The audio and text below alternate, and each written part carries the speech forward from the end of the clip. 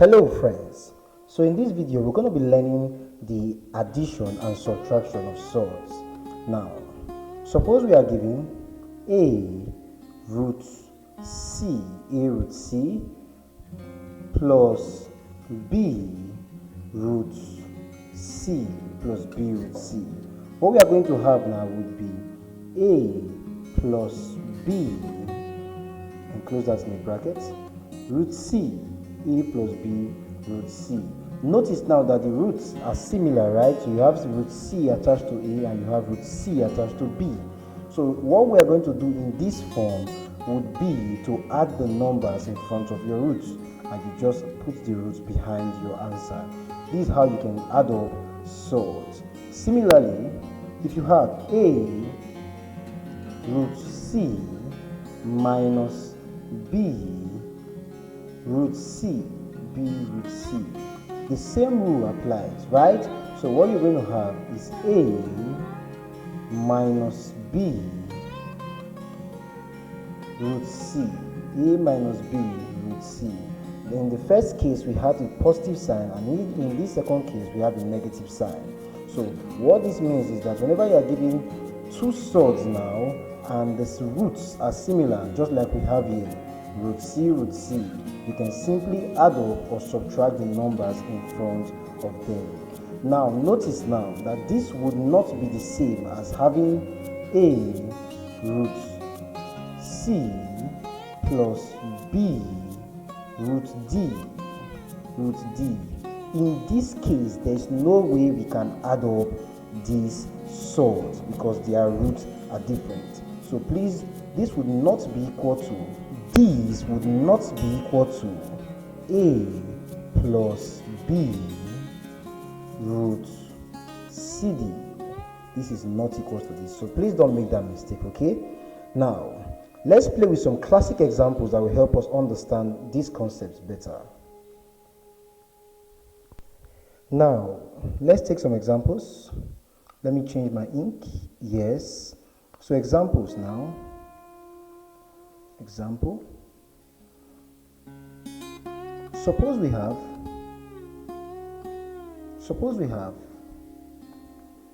7 root 2 plus 5 root 2 plus 5 root 2 plus 13 root 2 plus 13 root 2.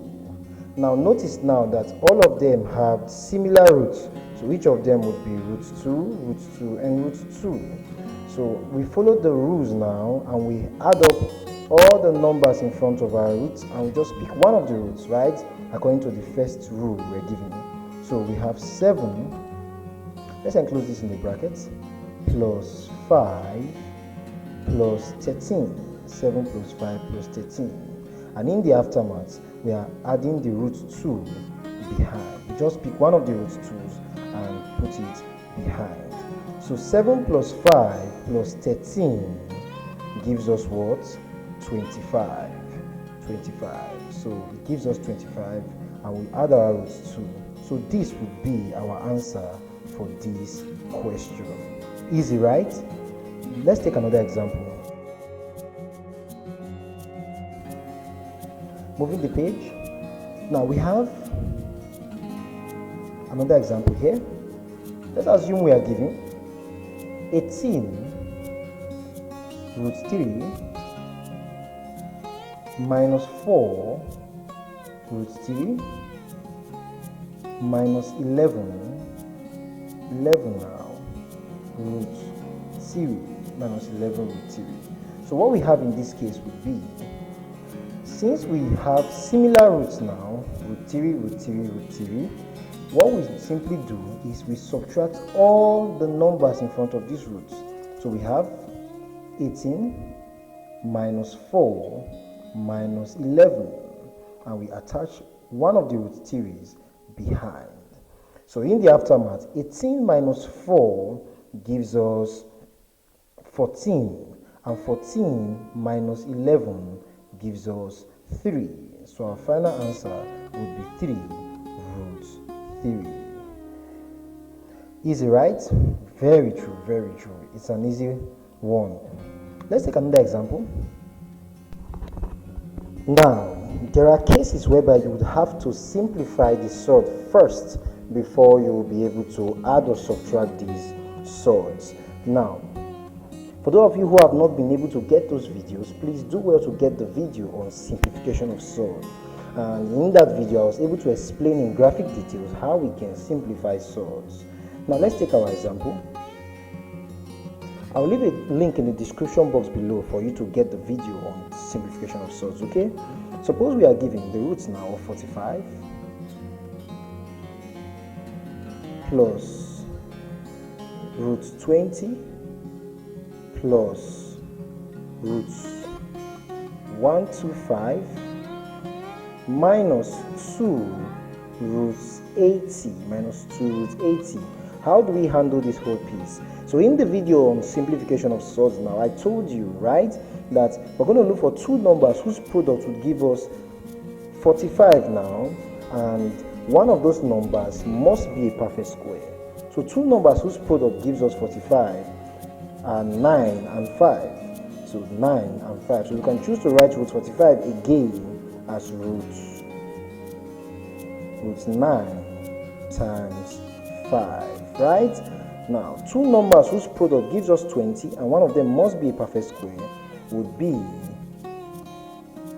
we're going to write the roots now of 4 times 5. So root 20 now, we can write that as root 4 times 5, right? Two numbers whose product gives us 125 are 25 and 5, right? And 25 is a perfect square. So we're going to write root 125 again as root 25 times 5. 25 times 5. Let me extend this a bit. Now, here now, notice we have a 2 in front, so write that 2 back the way it is. Now, we're going to find two numbers whose product give us 80 now, and one of them must be a perfect square. And those two numbers are 16 and 5. So root 80, we'll rewrite it again.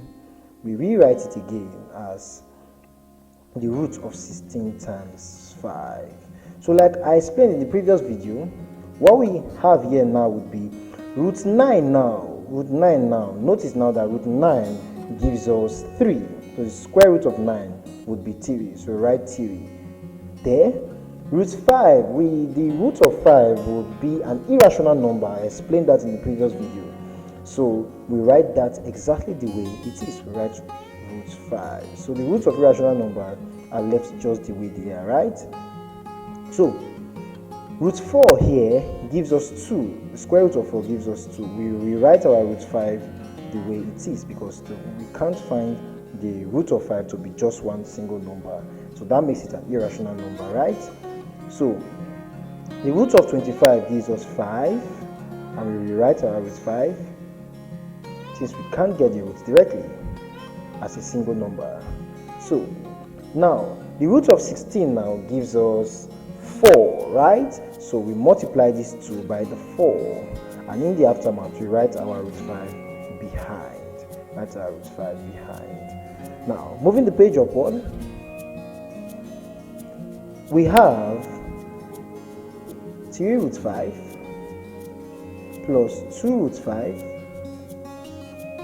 plus 5, the root of 5, minus 2 times 4 here gives us minus 8. So minus 8 root 5. Minus 8 root 5. How true. So according to our rules on addition now, since all our roots are similar, we can add all the numbers in front of the root and subtract the ones that have negative signs, right? So what we have here will be 3 plus 2 plus 5 minus 8. And we put our root 5 behind. Put our root 5 behind. So 3 plus 2 gives us 5. 5 plus 5 again gives us 10. And 10 minus 8 gives us 2. So, and we put our root 5 behind. So in the aftermath, right, this gives us our final answer to be 2 root 5. How true, how true. Very true. Let's take one more example. Now, let me use a different ink. Now, let's take another example. There are cases whereby you will be given questions which have different roots attached to them. Let's look at this. 5 root 12, 5 root 12 minus 3 root 18 plus 4, let me extend this root properly, root 72 plus 2 root 75, root 75. Now, how do we evaluate this question? Now, if the same rules apply, right? We simplify them, we add and subtract. Now, we have 5 here. Root 12, two numbers we can multiply that will give us root 12 would be 4 and 3. And 4 is a perfect square, so one of these numbers must be a perfect square. So we have 4 times 3. You can write root 12 again as root 4 times 3 minus 3. Two numbers now that we can multiply that will give us 18 would be 9 and 2. And 9 is a perfect square, so one of them must be a perfect square. We can rewrite root 18 now as root 9 times 2 plus 4. Two numbers we can multiply that will give us 72 would be 36 times 2. 36 times 2. Now, plus 2. Two numbers we can multiply that will give us 75 would be 25 times 3. 25 times 3. So that gives us the root of 25 times 3. So let's simplify further. Now, let's see what we have as we simplify further. 5 here. Now the root of 4 gives us 2, so that gives us 5 times 2. Now the root of 3 would give us an irrational number, so this gives us the root of 3. We write it just the same way it is. Minus 3, the root of 9 now gives us 3, so 3 times 3. The root of 2 would also be an irrational number, right? So that is the root of 2. So we don't evaluate the roots of irrational numbers. So numbers we cannot easily find the roots, we write them just the way they are.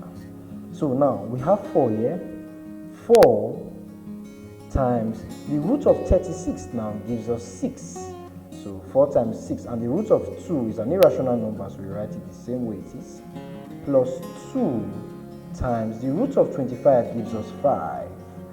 2 times 5 times the root of 3. Now the root of 3 now is an irrational number, right? So we write it the same way it is. Moving on. So 5 times 2 here gives us 10. We add our root 3. Minus 3 times 3 gives us minus 9. We add our root 2. Plus 4 times 6 gives us 24. So we write the root 2 behind it. Plus 2 times 5 here gives us 10. So we write our 10 and write the root 3 behind it. Now, we cannot add two surds having different roots.